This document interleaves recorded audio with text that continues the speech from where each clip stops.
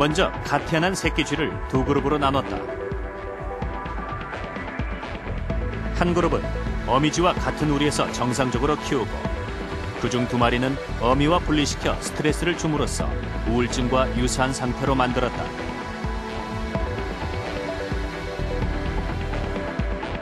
이 새끼 쥐들이 성체가 된 다음 전기 자극을 통해 회피 반응을 살펴봤다. 안전지대에 있던 쥐가 앞으로 이동하면 금속 막대에 전기를 통하게 해서 감전 반응을 보는 실험이다.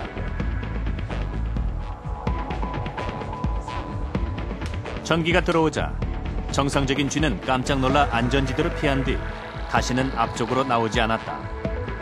위험하다는 것을 기억한 것이다.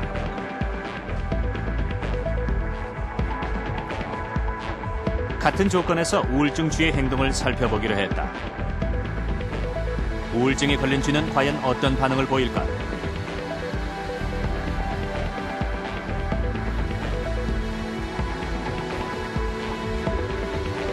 천천히 막대 위를 걸어다니던 우울증 쥐 역시 전기가 흐르자 놀라면서 안전지대로 돌아왔다. 그러나 얼마 되지 않아 또다시 전기막대 쪽으로 걸어나간다. 우울증으로 기억력이 저하돼 감전 사실을 잊은 것이다. 저희들이 실험에서 우울증 새끼쥐를 만들 때 어미쥐와 분리를 시켰을 때 이 새끼쥐들은 우울증 증상을 보입니다. 동물 실험에서 우울증 증상은 첫 번째는 신경세포 생성이 억제가 되고요. 또한 세포 사멸이 증가가 됩니다. 그걸로 인하여 결국은 단기 기억력이나 공간 기억력의 감퇴를 가져오게 됩니다. 이러한 증상은 우울증에 빠진 사람에게서도 나타난다. 우울증 환자의 뇌를 촬영한 결과 활성도가 높을 때 나타나는 초록색과 붉은색이 거의 보이지 않았다. 우울증이라 그래서 꼭 심리적으로 내가 너무 우울하고 너무 기분이 슬프고 이런 것만 있는 것이 아니고요. 우울증은 우리가 인간 생활에 살면서 나타날 수 있는 기능들이 다 이상이 오는 겁니다. 얼굴이 다양한 얼굴인데요. 아까 말한 대로 우울할 수도 있고, 두 번째 여기저기 아프고 얼굴이 화끈거리고 자율신경 이상이 올 수 있는 이런 신체 증상이 나타날 수도 있고, 세 번째도 또 중요한 부분인데요. 인지기능에 장애가 옵니다. 그래서 우리 노인성 우울증, 노인들 같은 경우에는요, 이분이 우울증이 걸린 사람들은 우울하거나 슬프다는 말을 하지 않아요. 굉장히 어느 순간 주위에서 가족들이 보면 우리 어머니 아버님 치매 걸린 거 아니야? 이런 식으로 기억력 장애나 뭐 이런 식으로 인지기능에 극심한 장애를 오거든요. 우리 보통 사람들도 우울증에 걸리면 이렇게 건망증이 심해진다든지 기억력이 없어진다든지 뭘 자꾸 잃어버린다든지 하는 인지기능 장애가 심각하게 올 수가 있습니다. 그렇다면 우울증은 어떻게 극복할 수 있을까? 제작진은 3명의 지원자를 대상으로 3주간의 인지행동 치료 프로그램을 진행해 보기로 했다. 40대인 김혜정 씨와 오진수 씨, 그리고 20대인 박영재 씨. 3사람 모두 자살 충동을 느낄 만큼 심각한 우울증을 호소하고 있다.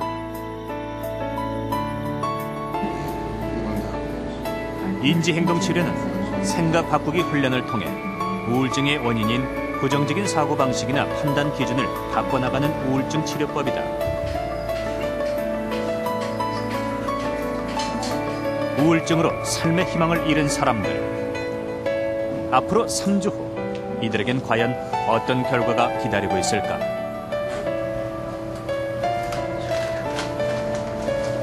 행복이란 거 한 번쯤은 느껴보고 살고 싶어요. 정말 안 울으려고 참으려고 그래. 눈물 많이 참고 사는데 진짜 그래서 이게 마지막이다. 우울증을 가지고 계신 분들은 특히 어떤 사건을 접할 때 굉장히 부정적인 해석과 판단을 하시기 쉬워요. 그래서 생각 바꾸기 3회 프로그램을 통해서 이런 자기가 가지고 있는 생각들, 판단들이 어떻게 잘못되었는지, 어떤 오류를 가지고 있는지를 확인하고 그걸 교정해드리는 방법도 저희가 가르쳐드릴 거거든요. 실제로 한번 그런 것들을 찾고 연습해서 해보고, 그리고 종국에는 그런 방법들을 익숙하게 본인이 체득을 하셔서 자가 치료자가 되시는 겁니다. 노르웨이 표현주의 화가인 뭉크의 대표작 절규입니다. 일그러진 풍경과 입을 크게 벌린 채 고통스러워하는 모습이 인상적이죠. 뭉크 역시 오랫동안 우울증으로 고통받았다고 하는데요.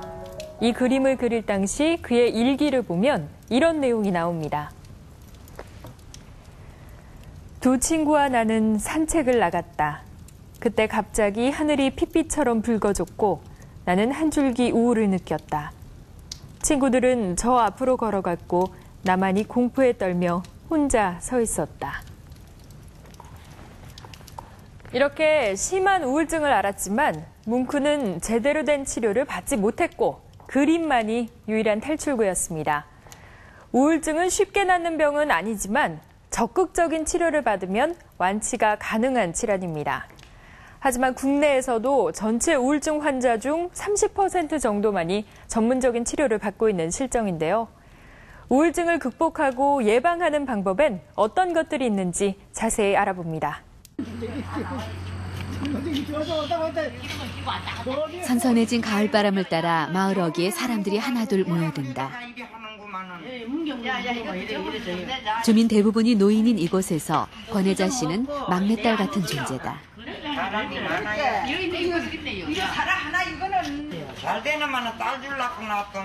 마을 대소사를 챙기며 어르신들 시중을 드는 혜자 씨의 싹싹하고 쾌활한 성격 때문이다.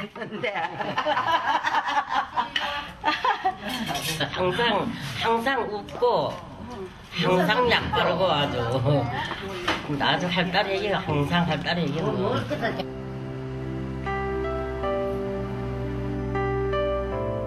하지만 불과 1년 전까지만 해도 이렇게 사람들과 어울리는 건 혜자 씨에겐 상상조차 할 수 없는 일이었다. 대인 기피증까지 올 정도로 심한 우울증을 겪었기 때문이다. 제가 우울증 오기 전에는 굉장히 명랑하고 제가 좀 왈가닥이고 거의 남성에 가까웠거든요. 근데 그 활달하던 성격이 사람이 싫어지고 그냥 활동하는 것조차도 싫어지고 막 점점 무기력해지는 거예요. 그래 이제 무기력해지는 대로 내가 그냥 따르다 보니까 나중에 활동을 전혀 못하고 손을 딱 멈추는 거죠. 들어앉아가지고 눈동자도 안 움직여요. 그냥 다 한 군데 쳐다보던 데만 쳐다보고 눈 옆으로도 못 돌리고 그랬는데 잠도 못 자고. 2002년 처음 진단을 받았을 땐 이미 중증의 우울증 상태였다. 15점 이상이면은 중등도 이상의 우울증인데 26점 정도로. 당시 혜자 씨가 할 수 있는 건 그저 눈물을 흘리는 일뿐이었다. 처음에 오셨을 때는 자기 이야기를 잘 못하시고요. 계속 우시고 슬픈 감정을 많이 표현하셨어요. 그러시면서 자살에 대한 생각도 반복적으로 하시고 그래서 우울증 그 선별 검사에서 높은 점수를 받으셔가지고요. 오시자마자 바로 이제 항우울제 치료를 시작했었어요.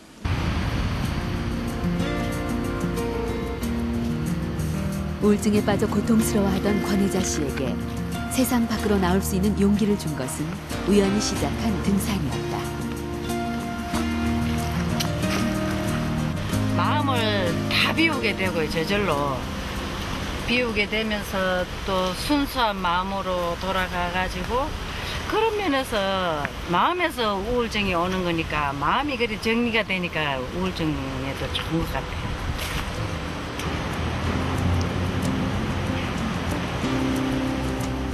지난 1년 동안 하루도 빠짐없이 산에 오르면서 우울증이 호전되기 시작한 것이다. 그렇다면 운동과 우울증 사이엔 어떤 관계가 있을까?